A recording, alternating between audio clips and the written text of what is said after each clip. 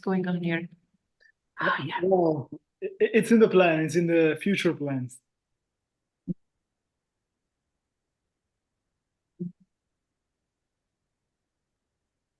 So is it summertime also in USA right now? Yeah, it's summer here. Oh, it's where people join. I missed it while I was setting up the live. It's Fatima and Chris. Yeah. Sometimes I see them, but today I haven't seen them. Fatima. Hi, Fatima. Hi, Chris.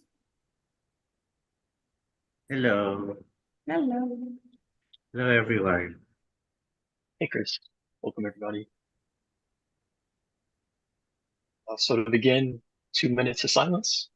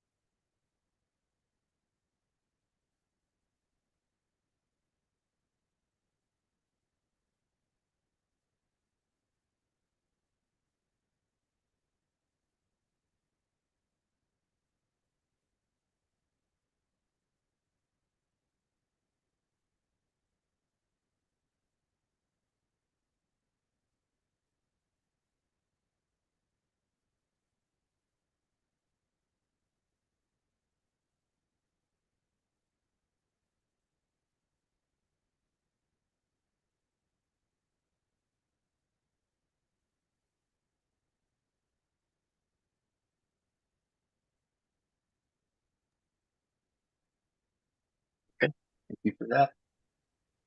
And we start with 41 and 42 here. And this is kind of from the context of the kind of occultism that HPB is saying is what we should aim for.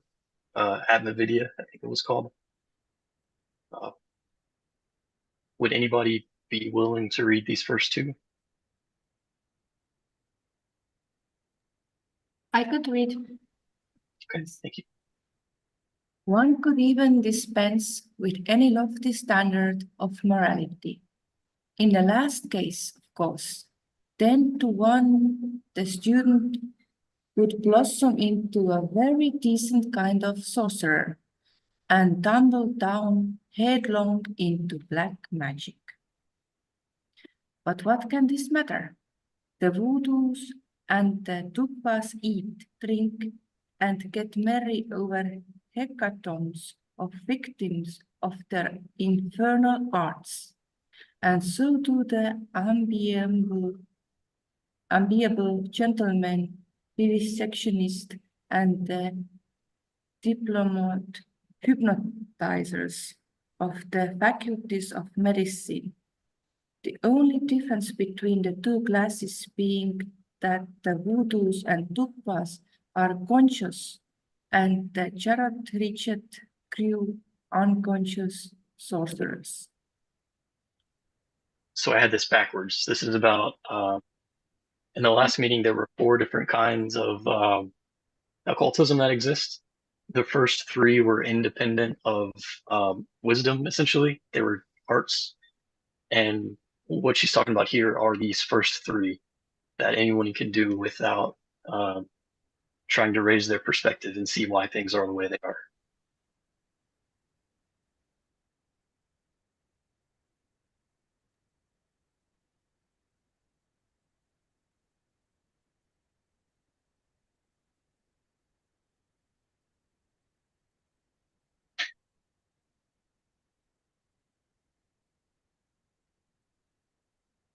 It's pretty straightforward. I don't know if anyone had any thoughts or comments. So the 41 says that there's 90% chance to be fall into the black magic if we have a lofty standard of morality.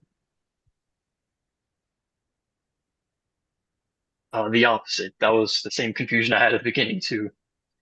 She's saying that we could get rid of any kind of morality and practice these occult arts, but 9 times out of 10 we would fall into selfish black magic.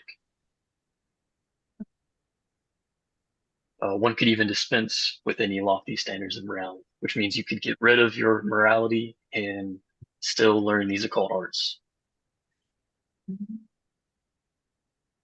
And if you once do fall into the black magic, then it's much harder to get out of it and get to the right path again. Then if, for example, you would have been not gone that way at all, like if you would be a usual human being.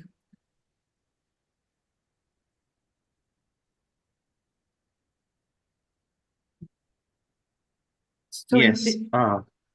Yeah. Sorry. Yes, my understanding is that the people who fall into black magic, they are the people who are at risk of reaching Avicii. So normally there's a diagram in Theosophy. Usually, like if a person dies, usually the good characteristics go up, and then the animalistic tendencies go down, and then the higher self reincarnates depending on its karma.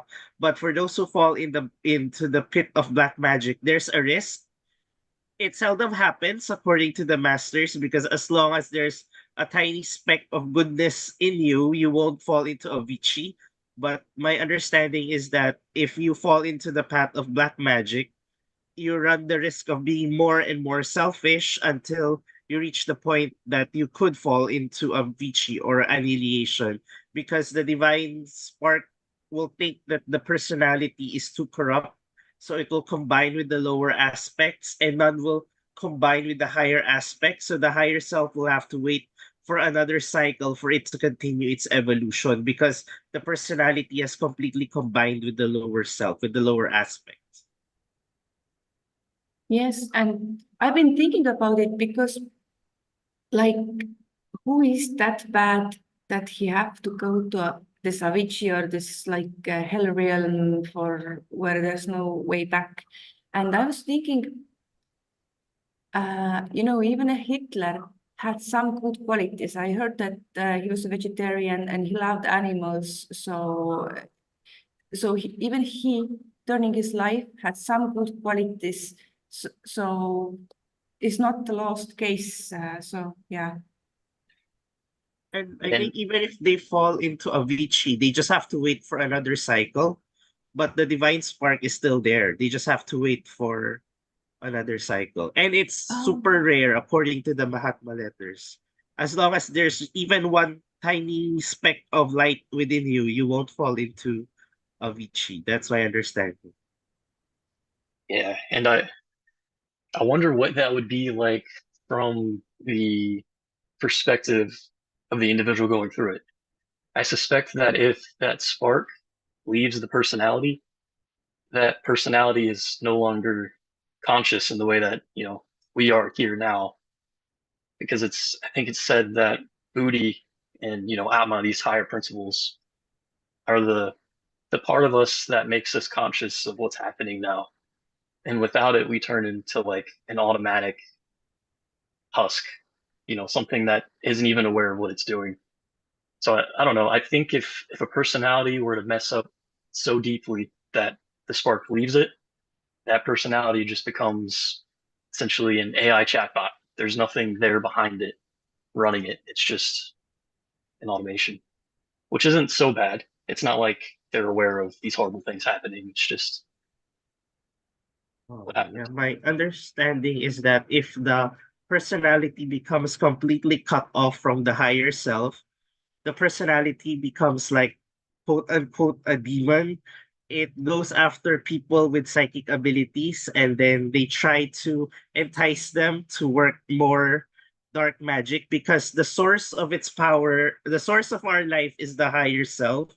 Since we're cut off from that, it has to find another source. So they're going to find other people who are like psychically sensitive, and they'll try to corrupt them, something like that. But I could be wrong, but that's how I kind of understand it. So yeah, I agree that they'll become like an AI chat box, but they're going to find out who they can stick to, who they can drain more life energy, more essence from. Yeah, and that makes sense too. Maybe the elementals inside of that husk are trying to track themselves to other elementals to keep them alive, something like that. Were there any other thoughts on these two, 41 and 42?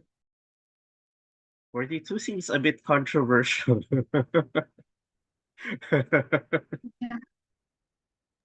Yeah, that. Sorry. It is indeed. Yeah, I wanted to share that. Right now I'm reading also this introduction to yoga of Annie Besant. We were talking about it a little the other day, said. I mean, it's a parallelism. She's not talking exactly about parts of yoga here, Blavatsky, but yes, different practices of occultism. Can you hear me okay? Because I have my washing machine. It's only 2 minutes about to finish. Yeah, we but can't it's hear like, it. you can hear me? Okay, because it's like having a helicopter here, you know, right now it's finishing. Sorry. Anyway. If you're, well, Fatima, if you're closer, we are hearing, yeah, now we are hearing better. If you're Okay. a little bit, yeah. Cool. So, yeah, so basically when she was talking about, well, one of the parts of the science of yoga, she was saying that it's not the science of the moral or the conduct. It's a science of the mind. It's not something that is going to give you some moral precepts to follow, even ethical. There is some ethics within it, but it's a science of the mind. It's much more of a psychological science, how they were understanding psychology on those times, no? So, and then, so this is a path that can be taken for, can be taken by anybody. It's not, as it is not a moral path, it is not discriminating. And that's also all these famous stories of the, like, you know, in the Ramayana, you have Ravana, who is the demon that is kidnapping Sita, the wife of Rama, and then Hanuman has to find her, and then they all go and fight, no? But Ravana was very powerful because he was a super good yogi. He was performing all these things and sacrifices and his own, I mean, you see what I mean in all that context. So, and he received these boons from Brahma. So, but then what he asked for was to be more powerful than anybody else. So he turned into a black magic. But he was a very good yogi. So that's the funny thing, that yogi path, it's kind of same in a sense, but it's completely different at the same time, from which moral you take. And then is when she's giving this, that, okay, you can take it like this. Now, if you take it with this lack of moral, because it doesn't require that to follow it, on a sense, this will be the big bad consequences. So that's why before, when she was talking about these different occult paths or trainings or skills or see this, then she is recommending really the deep spiritual self-transformation one, because all the other skills in a very high percentage will lead you to distract, to become distract, you know, from the path. So she says it's better go direct, you know, forget about. But she's also talking about all these different cities. And I think it's interesting because we were talking also the other day with Seth that many times people come to the TS because they start to feel some phenomena on their lives or on themselves, and they have no answers from anybody. And the only one thing they are going to get is a pill from a doctor, you know, and they know that they are not crazy, but that something happens. And And it's good, you know, it's not most of the people that come to the TS, but we know in our twilight sessions, we discovered that all of us have these small things, bigger or small, you know, that we needed to find answers for. So I think it's interesting just also to be able to understand people that may develop any of these skills, you know, like clairvoyance or whatever, for us to understand that this is there, you know. And I think that's why I think it's interesting at least to know. Yeah. Yeah. And what you're saying reminds me of something from Light on the Path that I reread recently. It's the first step in occultism brings the student to the tree of knowledge. And it is said that a little attention to occultism produces great karmic results. Which is kind of along these lines of even thinking about these things, we have to make a decision if we're learning these things for ourselves, you know, for more power, more stature, ambition, whatever it is, or are we learning these things in order to help the people around us? And based on that decision, if it's one or the other, or somewhere in between, is how far we are on the black magic route or the white magic route. I think that's the only difference between where these things will take us. Which also makes me a little nervous that the public meetings of the WFYT are about occultism right now, because, you know, are we forcing people to make this decision too early? I don't know.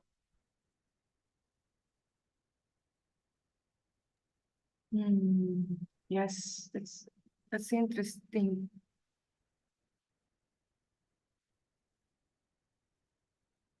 Yeah. The last question you asked just put me to think, but I wanted to say something else. I wanted to say that we should maybe, I don't know, like people probably know what is voodoos, but who is tukpas? That this is a Buddhist term about highly evolved, I don't know, like people or magicians who are going on a surface path, as like Seth just right now said, like, what is the main purpose of your magic? Is it yourself or your loved ones, or is it the overall goodness? Yeah. But what is the Charlotte Richard Crew? Yeah, in the last part of. Oh, I think that's probably a French term that I don't know what it means on its own, but in the context, I think it's talking about the men of science of the modern era who were doing evil things, and they're essentially unconscious sorcerers, like the vivisectionists and the hypnotizers with the diploma. But I do find the idea of dupas interesting because they're talked about sometimes in theosophical literature as these entities, conscious entities that are kind of like black magicians, but through doing whatever they do, they end up helping people who are on the white path learn how to, you know, resist temptations and be who they're supposed to be. So I don't know. I feel like there's probably dupas in the Theosophical Society, if I had to guess. They might not know that they are, but I don't know. I feel like if we were to meet one, we probably like them, but at the same time, we have to be careful. Can I just said what I heard? I think somebody in the Theosophical Society talk about them. Maybe it was Leek Peter, maybe it was somebody else, but as I remembered, they said that some of the tukpas are working for the masters, and that means they went in a wrong path, they recognize, and they want to get back, but it's not easy for them to come back.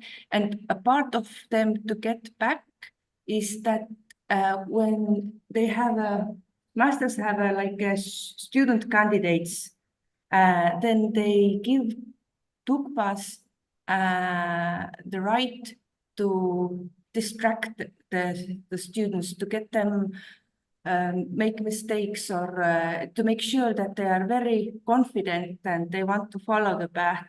So Dukpas have the right to do all kinds of things except to kill them, and I don't know if there's something else, but this is, and the masters will not come and help because they want to see like what is the mind going on for the student. But as I understand, those Tukpas who are working for the master and are doing those things to make students grow, some of the faculties in them are doing it in order to get back to the right path, as I understood. Yeah. Yeah. For 42, I mentioned that it's a bit controversial for me. The way I understand it is that she's saying that the voodoos and dugpas, they are like sorcerers, but they're conscious of what they're doing. They know what they're doing. So they're doing black magic and they know they're doing it. But the men of science, at least during her time, they're kind of practicing vivisection and hypnosis, and they don't know what they're doing. So they're kind of like sorcerers themselves, except that they're unconscious sorcerers because they don't know what they're doing. So she's saying that at least the voodoos and the dugpas, um, they are consciously aware that they're doing black magic, whereas these people who were experimenting during the 19th century, they don't know that they're actually playing with black magic, and that might even be more dangerous because of that. So that's how I understand 42. But of course, in the modern context, voodoo, we know, is a religion in South Africa, is a South African religion. And I think Dugpas, in the traditional sense, would be the magicians of the Tibetan tradition. But in theosophical literature, at least for this particular century, they use these terms as representing the Dark Lodge or the the black magicians. And I think I agree with you with your points, because in other esoteric traditions, they say that the Dugpas, the masters can't just kill them all because they're also part of the divine order. So they say it's like Job, the story of Job, wherein Satan comes to the throne of God, and he gives tests to Job. So in the same way, the Dugpas would come to the master and they would provide tests for the disciple. And then if the disciple will be able to pass them, then he would have been able to prove that he is worthy of the occult knowledge that the master will be able to impart to them. In some teachings, they say that the hierarchy is the planetary heart center, and the Dark Lodge is the planetary solar plexus center. So they kind of have a place within the divine scheme of things. So it's not a good versus evil kind of thing, except when we're looking at it from our perspective, because we're trying to avoid evil and trying to do good. But from the more bigger picture kind of way at looking at things, everything has its place. So both the masters and the Dugpas, they have their own role in evolution and involution. Yeah, that's a good point. That from a high enough perspective, everything's exactly how it should be always, no matter what. Fatima, I see that you can mute it. Yeah, just a small thing that, yes, the Mahatmas used to call them the brothers of the shadow. And they say they are the number one enemies, the ones to be aware of, but they call them the brothers of the shadow. So yes, it's like this. Yeah, I just wanted I'm to wrong. say, yeah, sorry. I just wanted to say I agree with what you said, and also with Christopher says, except for one little thing. You said like it's so in my perspective, it is worse to do bad if you're conscious.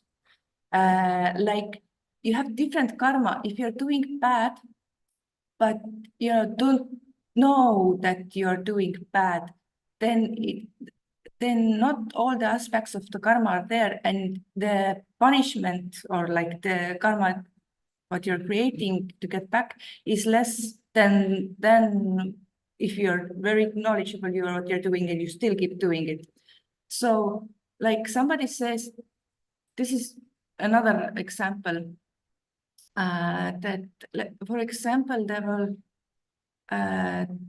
were people in middle age, for the name of the Christianity, they were torturing and killing other peoples, but in their minds, they were doing it for the good and to save those people. And it was explained that although they got the karma, like maybe they will have like distorted like body in next life. So, but since they had this kind of good idea in their mind, that's why they suffer less than some other who would just do it enjoyment of other suffering or so. And that was like an interesting idea. So I think also the hypnotizers and people who do with the vivisection and so on, I think their karma is less than, yeah. Yeah, the idea that the internal condition of each of us as we do whatever we do is more important than whatever's happening on the outside. It's very theosophical. I agree. Were there any other thoughts on these two before we go to the next slide? All right. 43 and 44, if anyone is willing to read.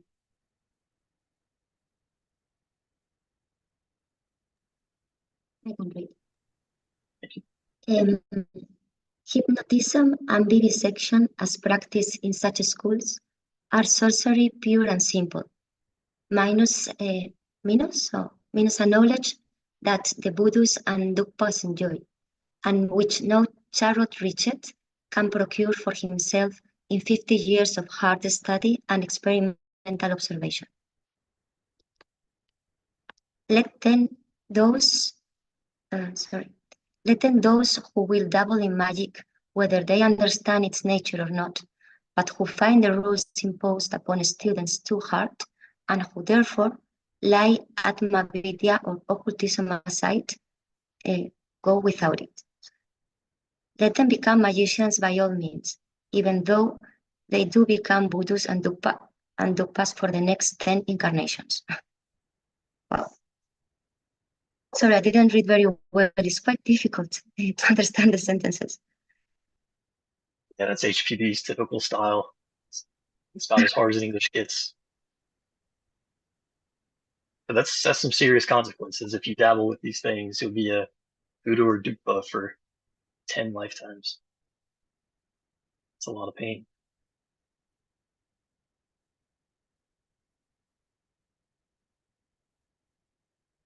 This one's also pretty straightforward. It kind of plays off of what we were talking about on the last slides. It's okay if no one has any thoughts on these two.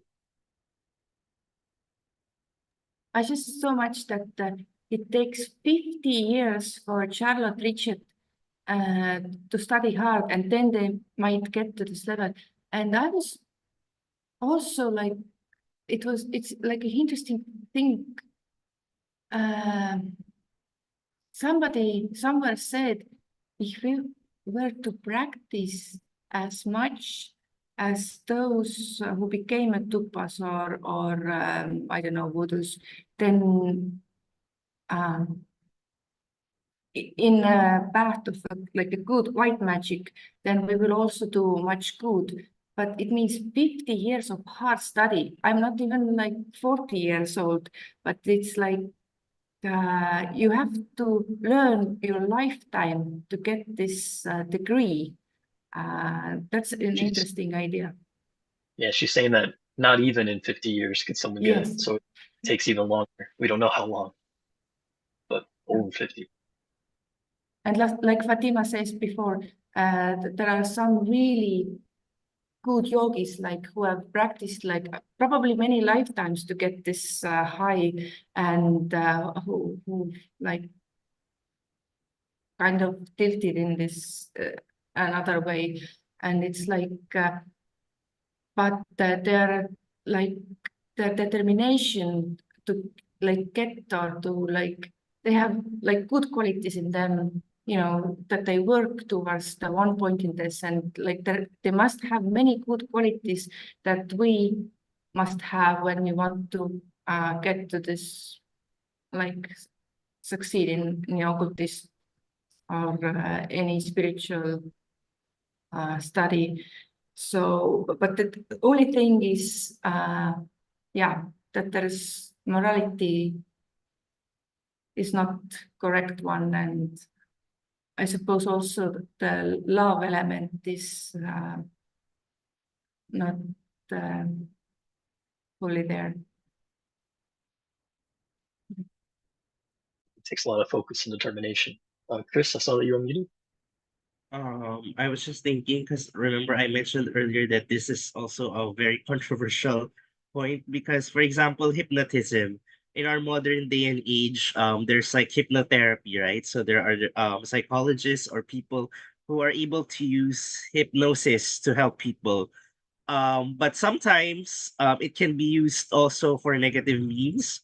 But sometimes, even if they're actually doing something or their intention is actually good, but because they don't have mastery of the science, they're actually giving suggestions or post-hypnotic suggestions that are actually detrimental in the long run. So I guess that's also the point here that even after for so long, so for example, medicine has been studying hypnosis for so long, but it seems that they're still not at that same level as that of the sorcerer, of the dugpas and the voodoos of the Dark Lodge. So that's why they're she's pointing that out. Oh, really? There are jobs in the US military you can do when you've been hypnotized?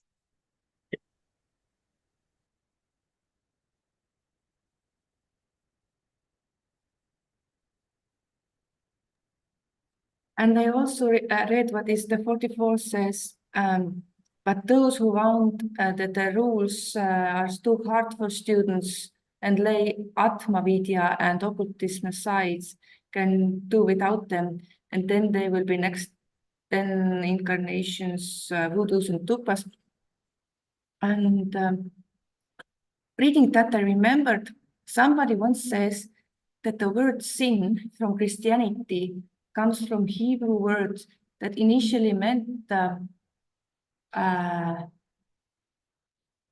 to say, going astray, going astray from the path. So you're taking a longer path to get to your destination.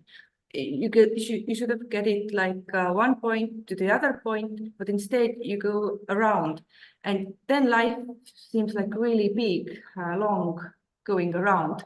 But also, like you have something to learn from that. That if you do something that causes you to take a longer path, of course you learn something during that, but I can see that it's not lost cause because in 10 incarnations there's hope for them. Yeah, there's that idea that the greater the sinner, the greater the saint. Someone who has been a black magician probably has the power to be a very good white one when they fix themselves. Fatima, you unmuted again? Yeah, Fatima. Me? I just wanted to say from what you said, Marike, before about that they also have many qualities, you know, we could learn from. Like, for example, you know, this trust and determination on the path, no? They have no doubts. They have a certainty, you know, they act from so discipline. There is also coherence on their think, you know, on their way.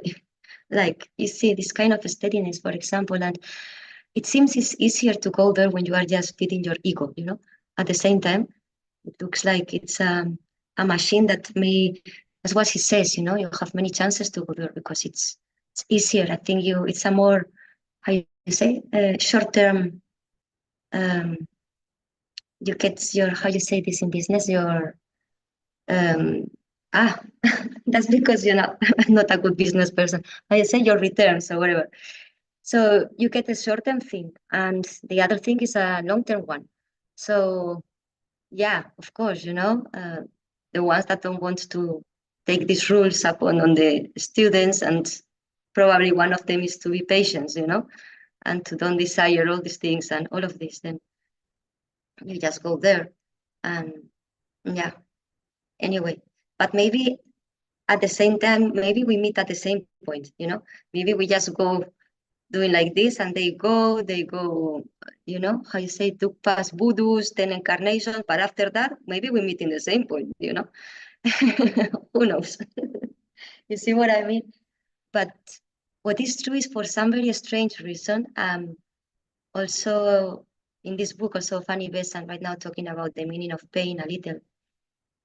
And, on the self-existence, the river needs to put stones to be aware of the flow, and I am telling you from the tip of my heart, a little more personal, but sometimes I really think like, why this thing works like this, why this unfoldment, it's because of the pain you need to self-realize of the self.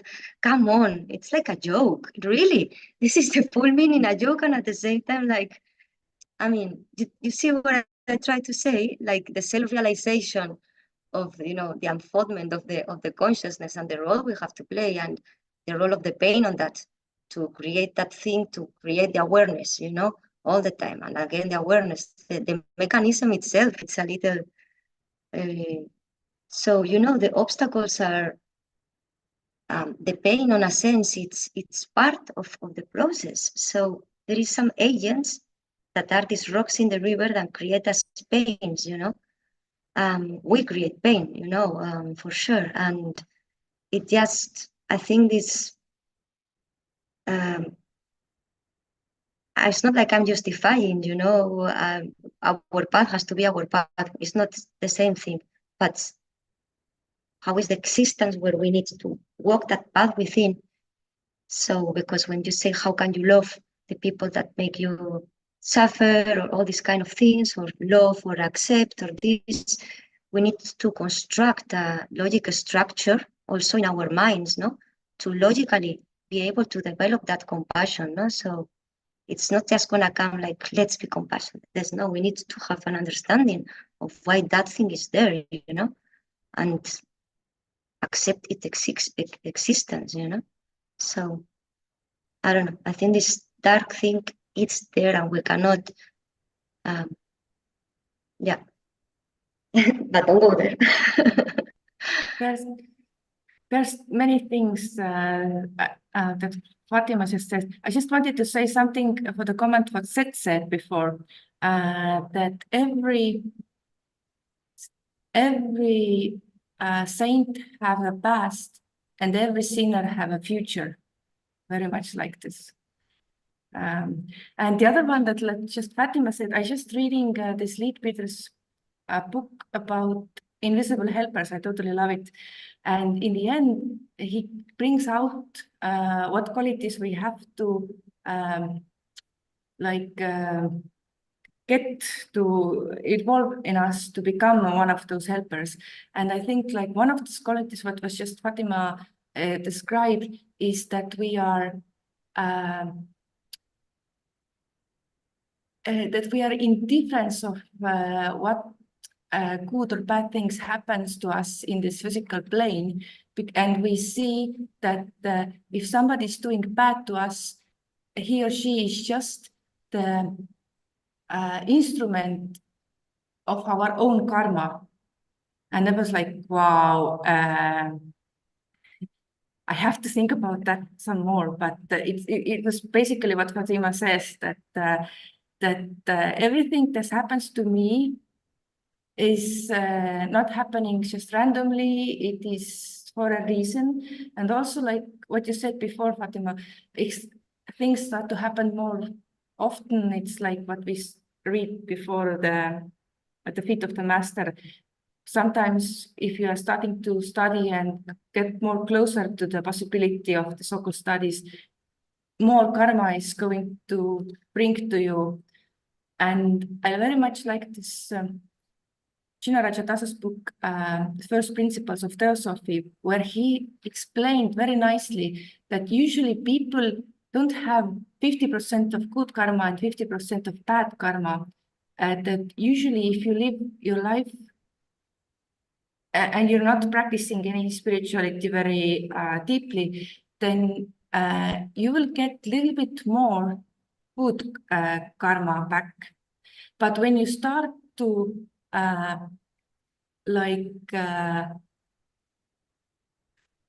more practiced and learned, then you got it even, or even, yeah. But then it's so the karma masters, sometimes they're looking to give you exactly the amount you're able to take. And it's not the same amount for every person, but that was an interesting thing.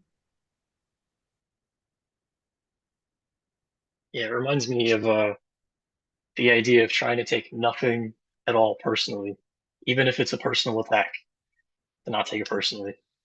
I mean, because if we look at it from a high enough point of view, even our personalities are all, just cause and effect. And why would you take that personally? It's just the way that things happen.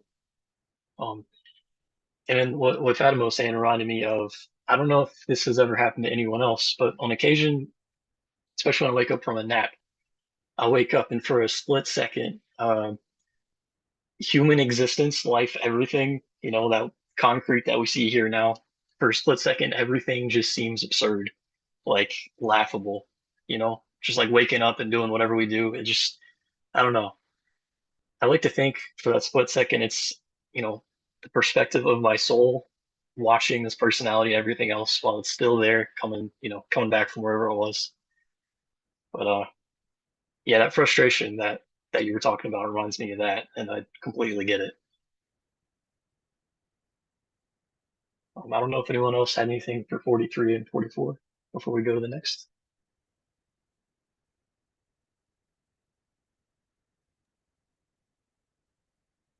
I can share something.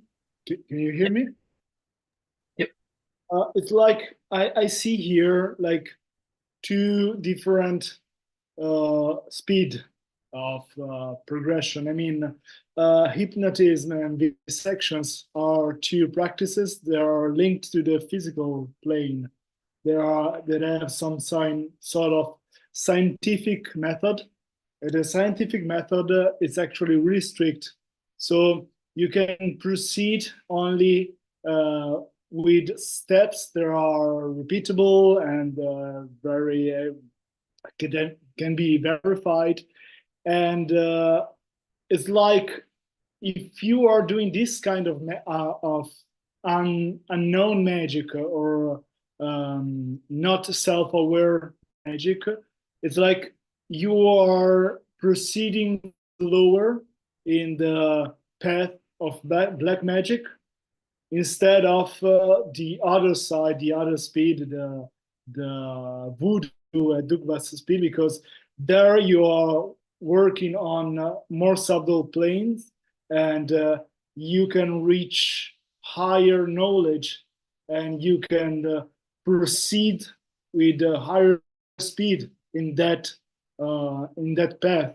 And in that, what made me think about it is the 44, when at the beginning of the sentence, Blavatsky is saying those who will double magic, whether they are understand its nature or not. So even hypnotism and vivisection, there are vivisectionists, they are proceeding in the black magic path without knowing it.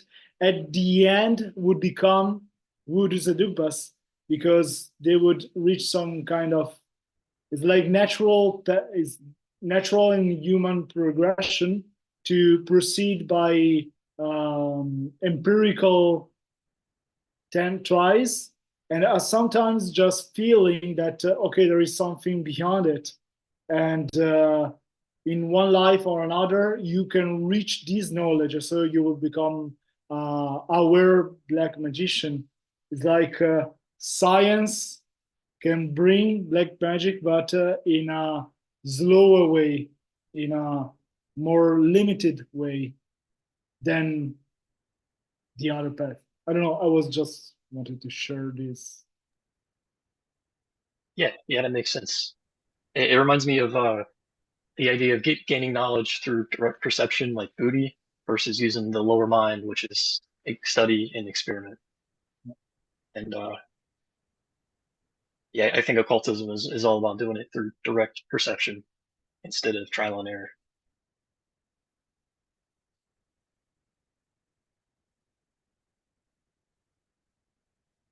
That's a good point, though.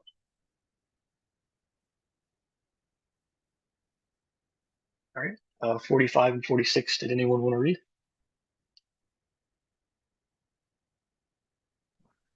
I can read it. 45, but the interests of our readers will probably center on those who are invincibly attracted towards the occult, yet who neither realize the true nature of what they aspire towards, nor have they become passion-proof, far less truly unselfish.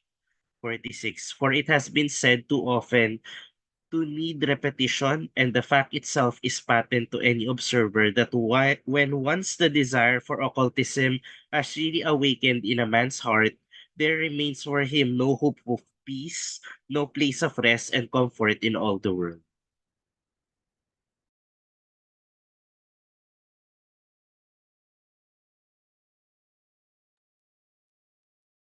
No, I suspect that most of us in the TS probably fall within these two here.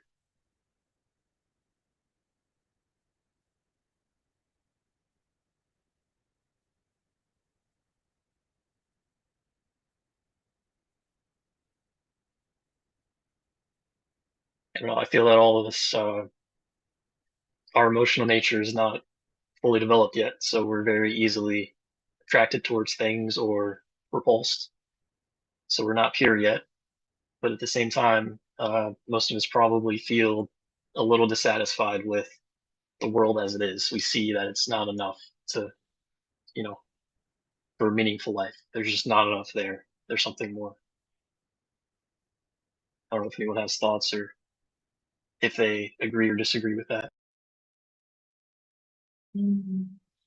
I had like, because I just read the Invisible Helpers, and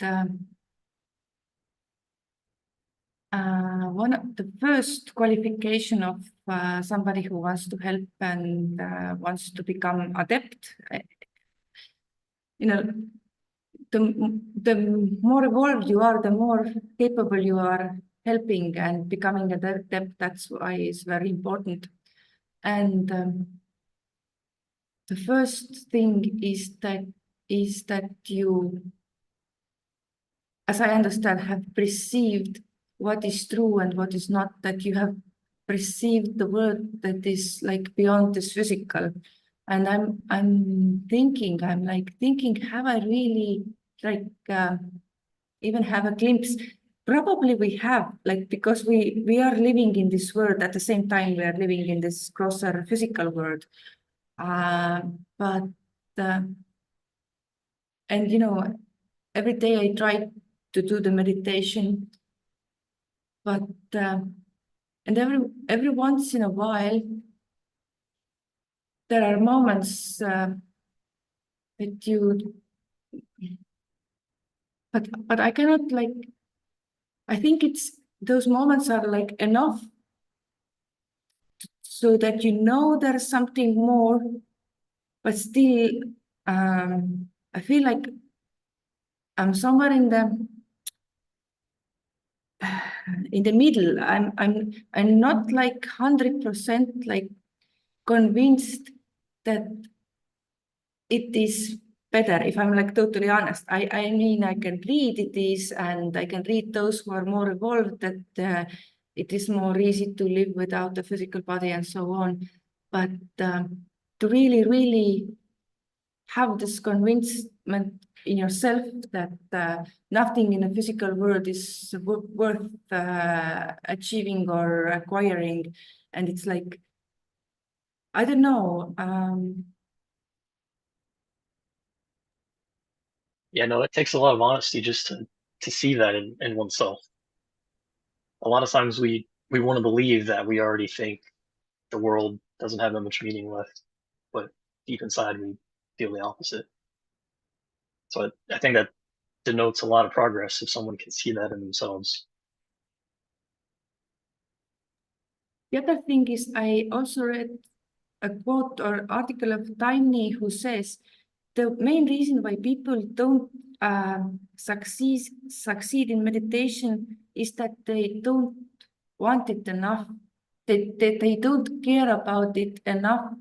That when you're interested of achieving this other world more than food, more than a sleep, then you will get there. And I was thinking, is there anything in my life that I would like more than food or sleep? Like, will I be like, do I really want meditation more than that? Like, I can't say.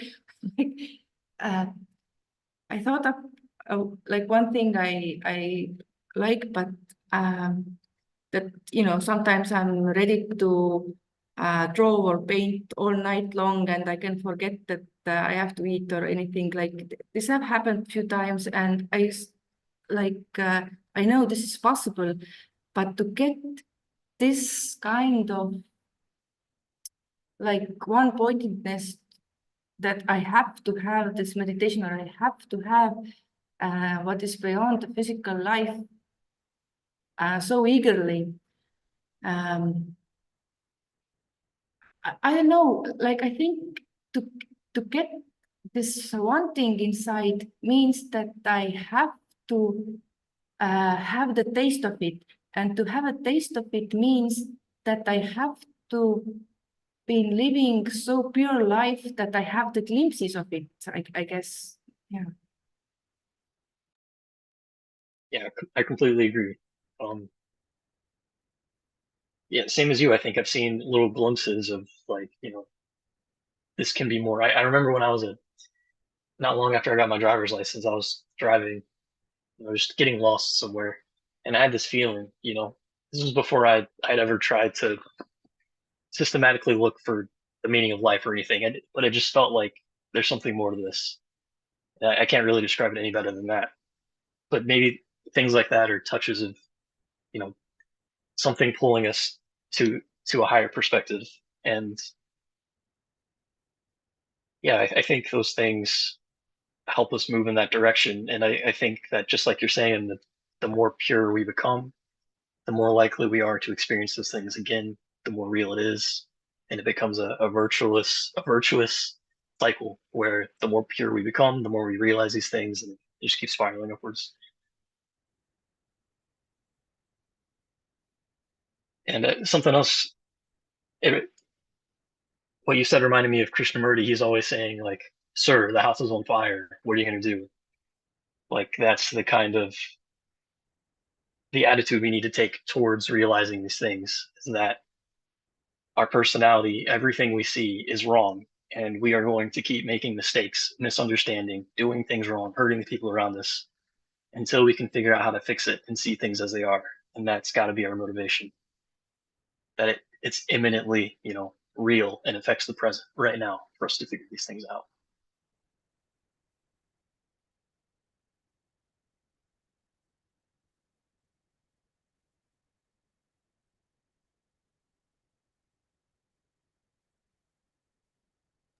Also about the occultism, I understand occultism is like a synonym of becoming a real theosophist or real like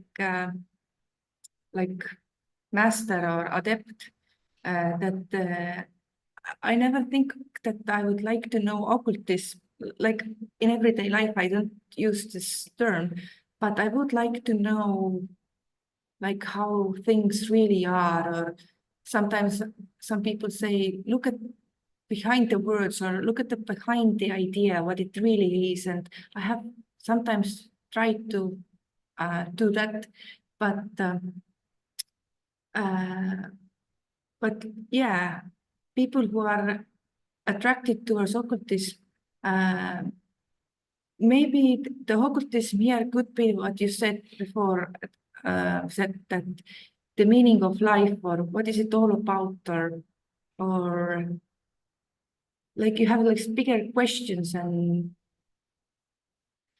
yeah, this life seems not, yeah, especially when you wake up, sometimes you have this feeling that this is not real where I now waking up. Yeah.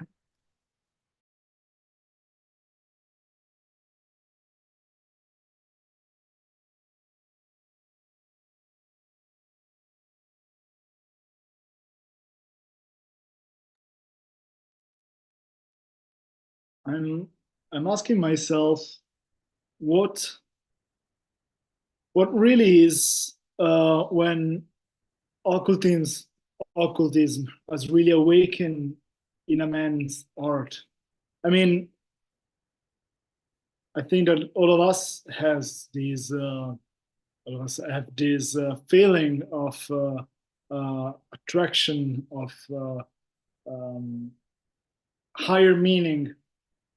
But on the other side, I saw people leaving all they had for becoming a monk, for dedicating all their life to the mysteries, to the study, to the praying.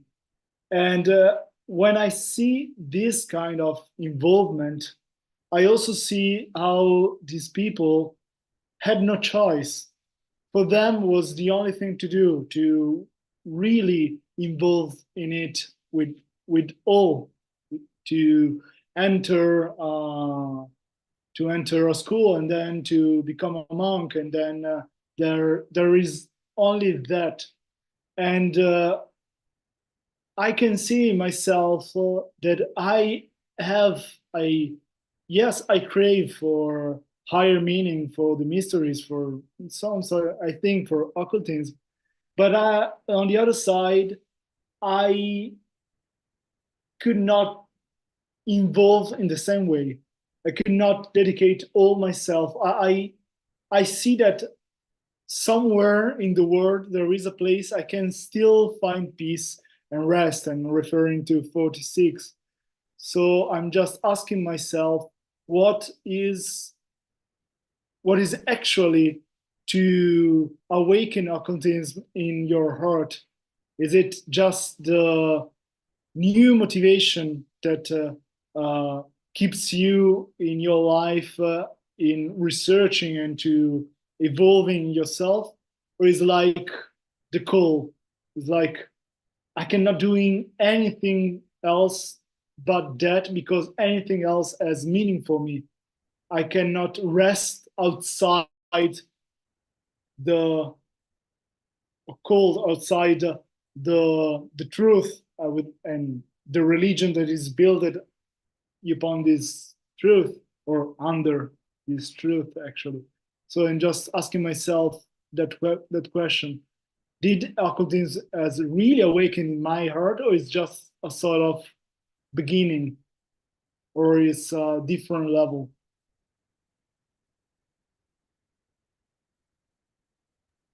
I just want one small comment. Becoming a monk, I heard somebody commented, and I don't remember exactly one, but I actually heard few people heard about commenting that if you go to a monastery and become a monk, it is much easier to practice occultism, but also like a spiritual life, than to do it in this life where you got all these things around and you have to do it like there. Like I've been living like 1.5 weeks in the next to the monastery, and every morning 5:30 we wake up and went to this mess where they were reading the Buddhist prayers and chants and so on. And I was thinking, like, I only one time I wake up and rest of them I just go into sleep. But no, everybody wake up at the same time. It was like it is easy to do. You have like a group consciousness, and everybody is coming, and it's not like it is so easy to do if you have like a kind of systematic way, and everybody around you are also practicing and so on. But again, it means that everybody actually are practicing and doing and so on. But anyway, if you're doing it in your everyday life, I think, and you try to understand and you try to do, I think it is much harder, and therefore you are also evolving. I can't say more, but you're becoming more independent in a spiritual path, and I think it's also very needed. And if we are born not, if you don't feel that you have to go to monasteries, then maybe those things you have to do are not involved with the monastery. Maybe it is to be there where you are and practice as much as you do, and give this little what you're doing to the common field of consciousness, those people who are around you. Yeah, sometimes I have the feeling that if all of us here now are attracted to these things, it's probably because in a past life we've been monks or nuns or whatever, and this attraction that we feel towards higher spiritual truths comes from that experience of when our entire lifetime is devoted to it. And that's probably not true of everybody who's attracted to these things, but I feel like the majority of us it could be.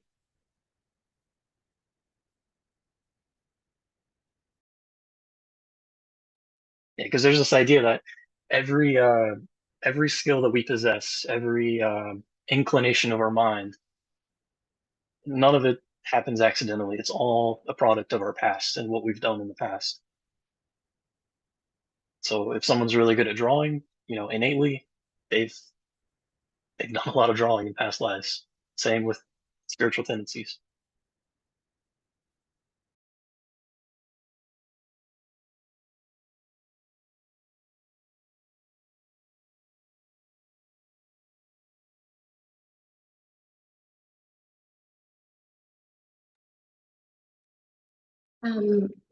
Yeah, on this regard, I also ask myself the same question, but I think about what Rocco was saying about how much, well, I think there are two questions. One is how much time or dedication you can do to certain kind of practices, which is true that in a monastic environment, of course, it's a whole life, no? Time-wise, activity-wise. But then there is another thing, no? Which is where is your heart dwelling? You see what I mean? From where are you taking and experiencing and, the things which happened in all the time. And then is when I also ask myself that question, because if our hearts were 100% on the truths that we are studying, then we could be doing any of the things that we do, we could be caring of the things, but we wouldn't be attached, involved, our sense of integral happiness or sense wouldn't be resting in all these things that we do, but will be resting in our internal clear, dedication, you see, or where the heart will be there, no? So for me, I realized that I think it's not a path of stop feeling, stop being involved with the things, or stop. It's about how the bodies that needs to feel and to be emotion, they will be there doing what they have to do, no? But our sense of from where are we living all these things, like one can feel very tired one day and sad, no? And you realize like, okay, this happened, it's normal. My personality will have this reaction, my body will have this. But me, I cannot say, oh, I'm depressed, my life is horrible. I understand, I don't know.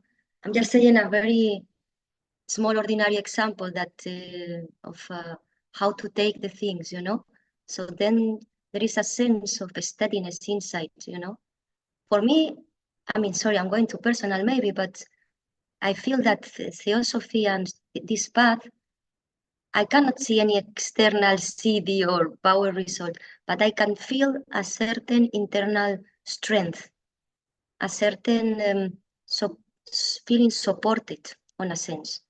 Like I wouldn't feel desperate about what life is as I was feeling on my 20s, you know?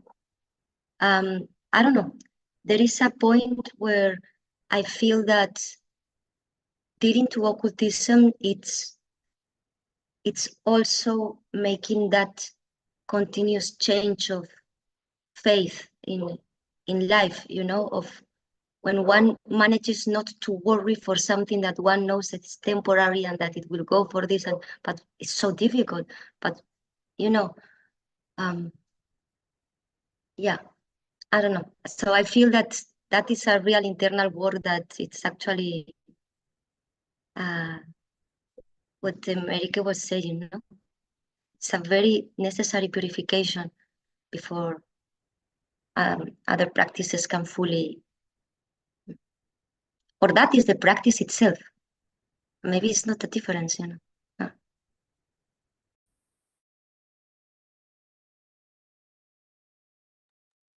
One other thing came to my mind when you were talking right now. Also from this book, Invisible Friend, Helpers, and it was another like characteristic that you need to like make stronger in yourself, but it was one of the later ones, but it was, I tried to put it in a words that it was that you see that you do not need religious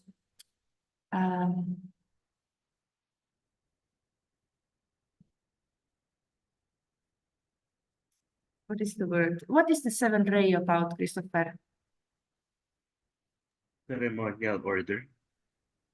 What? The Six seventh ray? rays, seventh ray, ceremonial order. Yeah, ceremony. So you don't need ceremonies. You don't need like this. You only need the very Rituals? essence of, yeah, exactly, rituals are the word that I'm looking for. Yes, thank you. So the point is that one of the things that to evolve in your path in the end, that we are going in a different religious ways there. But I think this is also what Theosophy is trying to do. It's trying to take out the very essence of every religion, and we can be part of like any religions and go to Theosophy. But I think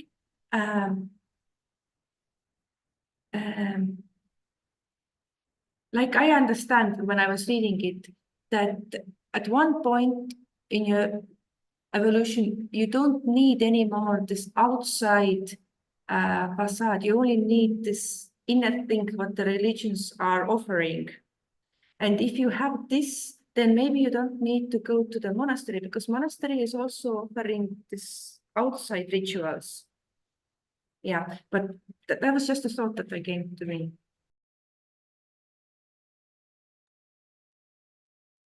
Thank you. Well, I think we're just about at the end, time-wise.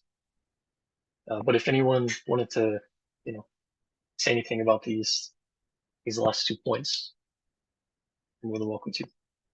If not, we'll do our 2 minutes of silence.